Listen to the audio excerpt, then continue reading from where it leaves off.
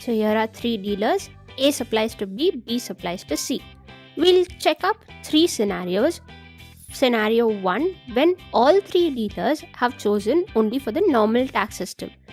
Scenario 2, where A and C choose the normal tax system while B chooses the composition scheme.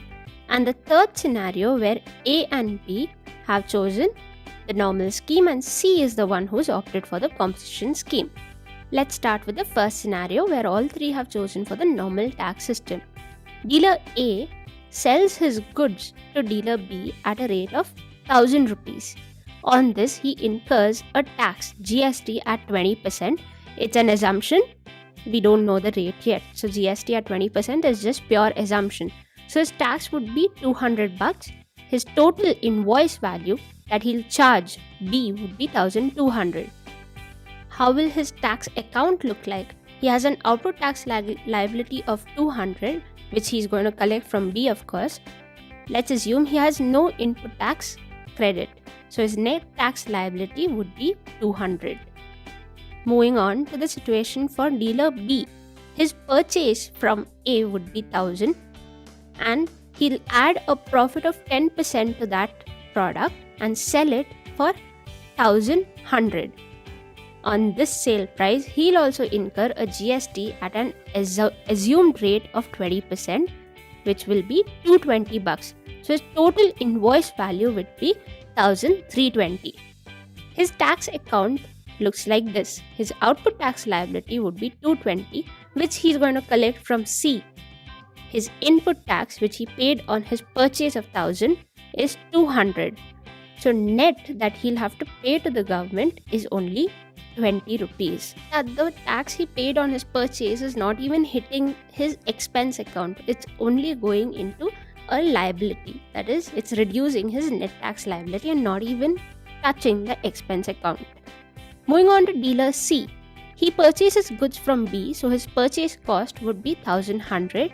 He again adds a profit of 10%. Final sale price would be 1210. On this value, he is also paying a GST of 20%, 242. So his total invoice value would be 1452.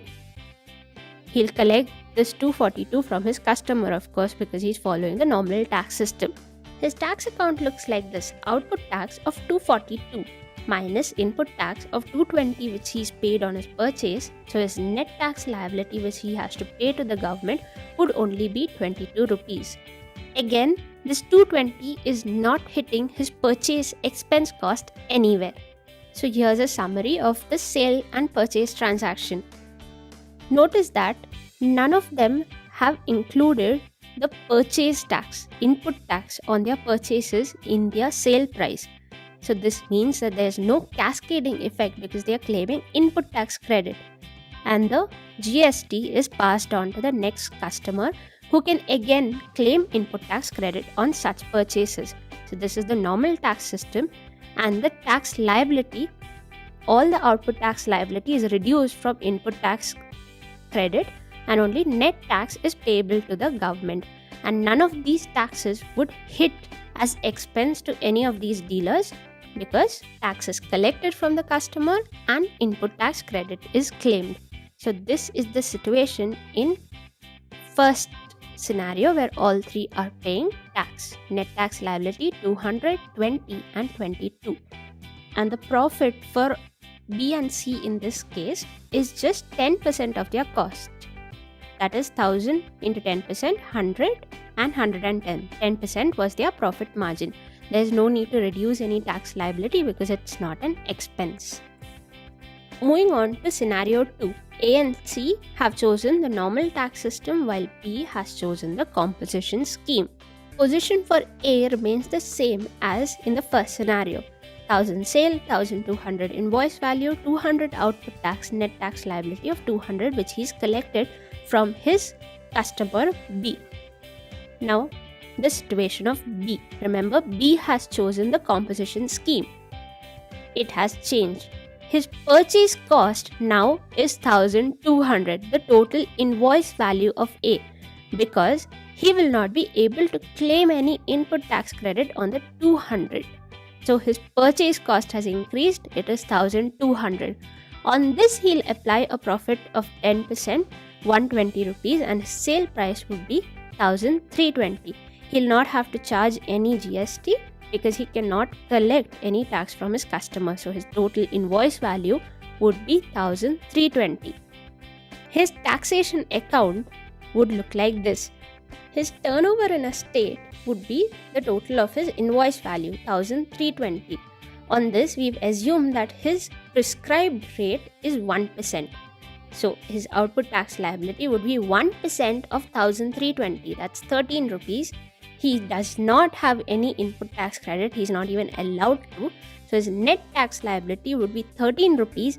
And this 13 rupees forms part of his expenditure.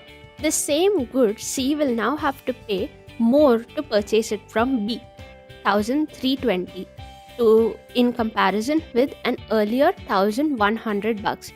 To this, he'll add a profit of 10%, 1332, and his sale price will now be 1452.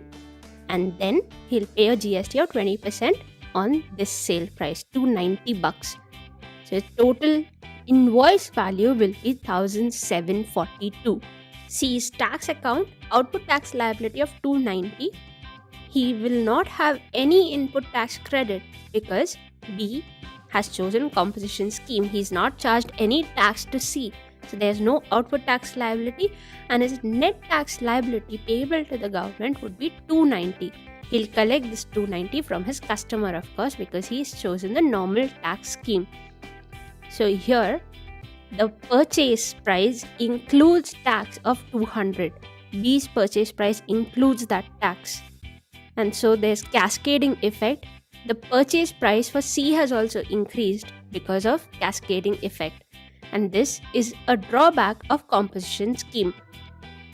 There's no input credit for either B or C because B has not charged C with any tax.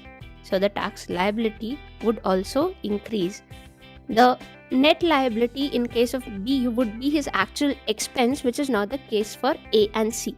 They've collected it from B and C from his customer. So it's just a liability collected and have to be paid. But for B, it is an expense. In this case, B's profit would be 10% of purchase cost minus his tax liability of 13. That's 107 bucks. Whereas for C, it will only be 10% of purchase cost. No reduction of tax liability. 132.